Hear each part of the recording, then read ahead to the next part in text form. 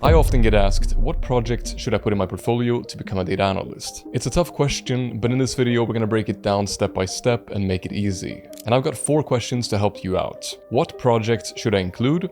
How to do projects? How a portfolio works? And finally, I'll give you 4 of my best portfolio project ideas. And your portfolio is your most important asset as a new data analyst, and this video will explain it all. So the first question is what projects to include? And I think the best way to figure this out is by kind of looking at what companies actually include in their job descriptions. Alright, so now I'm going to show you how it actually looks like on the real job market.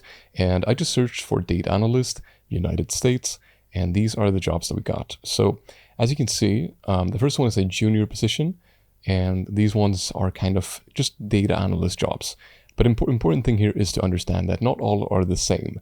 As you can see, this one doesn't have any crazy requirements, but this one, for example, requires you to have 5 years of experience, which they only list down here actually. You cannot see it until you got all the way down there. So this one is 150,000 a year, which might be an indication that it's not supposed to be a beginner level position. So just keep that in mind as well. So what we're going to do now is we're just going to click on one here, for example. And as you can see, what they're looking for is they're looking for somebody to uncover business needs to properly frame your analysis, right? So they want to basically help the business and uncover what the business actually needs. You're going to be using SQL and Python skills to acquire and organize data. So basically work with data using SQL and Python. That's pretty expected as a data analyst. The next part is to discover insights through data exploration, quantitative analysis, and creative problem solving.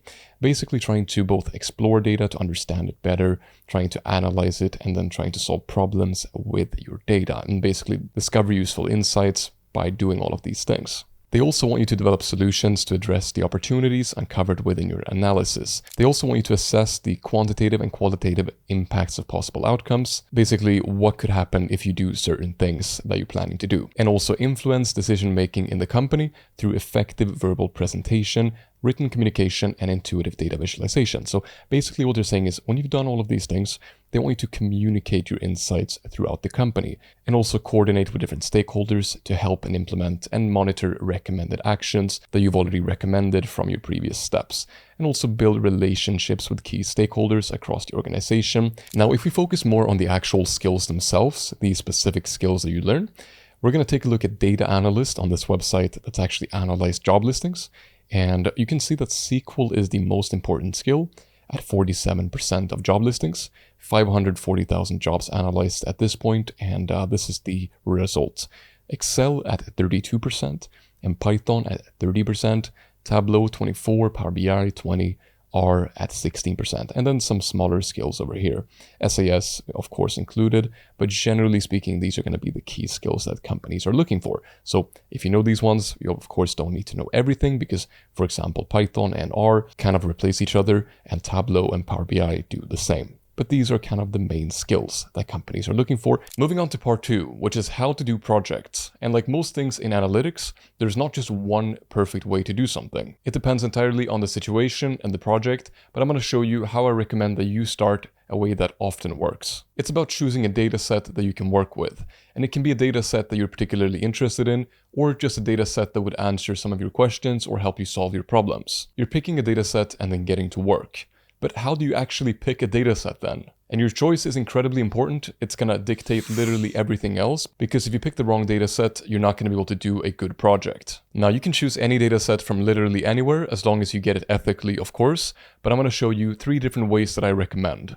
And the first one is heading over to Kaggle, which is kind of a data science platform where you can find data sets and projects that people have uploaded. Just click on data sets and then you can start exploring on the site, and you can even see ratings and stuff like that, so you know that you're picking something that already works. And if you then just click on a data set, find the download button somewhere on the screen, and just enjoy. It really is that simple, and you'll have a working data set ready to play with in no time. Now, the other option is to head over to data.gov, which is a US government website that literally provides open data for just about anything. There are around 300,000 data sets available at this time that you can choose from completely for free. And you can click on the most viewed data sets and then find one that you like and then just download it. There are many different formats, but I recommend downloading it as a CSV file in most cases. Now, I do want to say that as a warning, not all of these are going to be great for your project, but there are some good ones here on the site, and you can literally find datasets on crime, air quality, economy, real estate, and just about anything that the government collects on, their citizens and on the country. You can also select a specific category on the site or a specific type,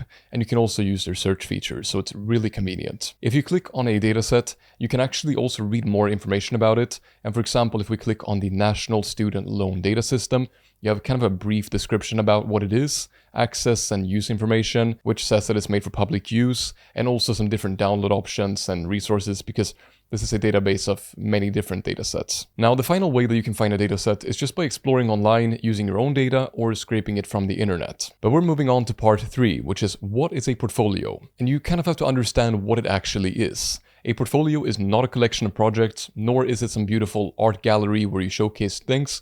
It's simply a place where recruiters see your skills before you even get to meet them. And think about it, your recruiter is going to meet your portfolio before they ever get to meet you. And your recruiter has a certain thing in mind. They're looking for someone with specific skills. So if you can show that you have these skills, the recruiter will want to move forward and schedule an interview with you. And that's actually all a portfolio is. So the most important thing is the projects that you create, and they should match the skills that employers are looking for and show your abilities. Now, to help you out, I've got 4 portfolio projects that you can do this with. So let's begin with number 1. But before that, have you heard of DataCamp, the sponsor of this video? They've helped over 15 million learners in data analytics since 2013, and I've recommended their data analyst certification several times on the channel, with great feedback from you guys. Alongside a strong portfolio, a recognized data analyst certification like DataCamp can help you stand out in front of recruiters. Here's how to become a certified data analyst with DataCamp. It consists of 2 tests, which one is practical and one is theory. And once you pass both, you'll be certified.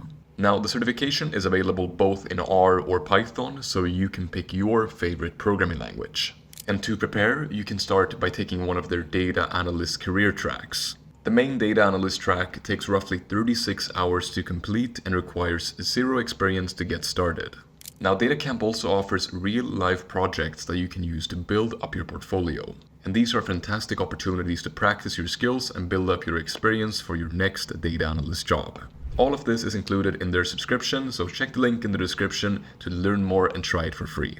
The first project might cheer you up a bit, and it's a global happiness analysis. Now, it's not an industry-specific project unless you want to work in like psychology or research, but it's a fun project that allows you to show your skills. And basically what you'll do is you'll analyze factors associated with happiness scores across different countries. And the goal is kind of to do EDA, or exploratory data analysis, and better understand these different factors that make people happy. It's interesting because there's not just one solution here, and you're going to realize that there are different relationships between happiness and economic, social, and even health factors, of course. To help you out, I've got a data set that's called World Happiness Report, which you can start with, and you can get the most recent edition on Kaggle for 2024 completely for free. You already have your fundamental question or questions and your focus for the project, and the rest is kind of up to you. You can try creating visualizations to better understand your data, try to analyze it and find correlations and connections between different factors of happiness. The next project is a more traditional project, and it's called e-commerce user behavior analysis.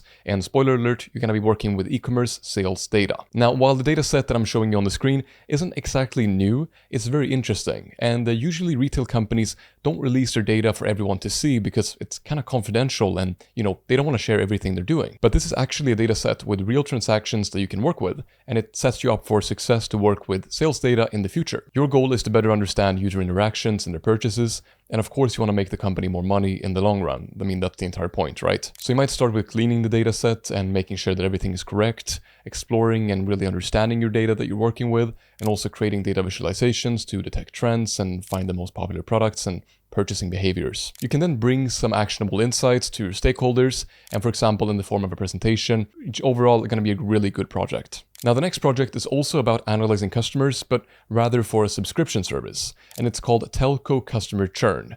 and the dataset can be found on Kaggle as well, completely for free. The focus here is to understand different factors that can influence customer churn and create visualizations to better understand these. And here it's not about, getting new customers and making more money, but rather about keeping your existing customers. And for many companies, especially kind of subscription services like Netflix and Spotify, it's really important to keep your customers, perhaps even more so than acquiring new ones. And the skills you want to showcase in this project are your ability to explore the data, your EDA, and to really understand it. And you want to analyze the differences between customer groups, as well as create visualizations to showcase and present your findings. Ideally, you'll figure out some high-risk segments and customers that are more likely to churn and leave, as well as some strategies to improve customer retention based on what you found in your analysis. Now, the next project is going to focus on air quality. And here you can either find a dataset on Kaggle, but you can also go back to the US Gov website that we talked about before, which also includes many datasets on air quality. The focus here is to examine air quality trends across different cities or countries if you're working with a global dataset, and also identify different factors affecting air pollution levels if you can. Now, as usual, you can kind of choose what skills you want to show for this project, but some possible options are data cleaning, data exploration, as well as kind of analyzing the data, and also creating visualizations, dashboards, reports. And you're really trying to extract insights about pollution trends, and you want to try to compare different regions or cities or even countries if you're doing that. Try to figure out some reasons behind air quality differences and recommendations to improve. And while you're probably not going to be working with air quality in the future, the project can show many of the key skills for data analytics. Now let's move on to part number 5, which is so important, and it's creating a portfolio and uploading your projects. Now you already have the project, so what do we do with them, right? There are plenty of ways that you can do this, but 2 of the most common options are using GitHub or Kaggle. And both platforms allow you to upload your projects and your information, and just try to kind of document the steps as you go through so that it's retraceable for your project, rather than just uploading some random information that nobody can read. Now, to create your portfolio, you don't need to do anything crazy, and you can just kind of showcase your projects and write a quick summary. I think about it like a front page more, and it should explain what projects you've done and the key things, and perhaps something to visualize it. Most people are going to stop there, but if they want to continue, they'll just read your complete documentation. You can also create your own portfolio website like on Wix or WordPress, and there are even template websites out there, and it doesn't have to be that hard. Remember to keep your portfolio simple, clean, and focus on what the employer actually cares about, which are your skills. So good luck, and I hope to see you in the next video soon.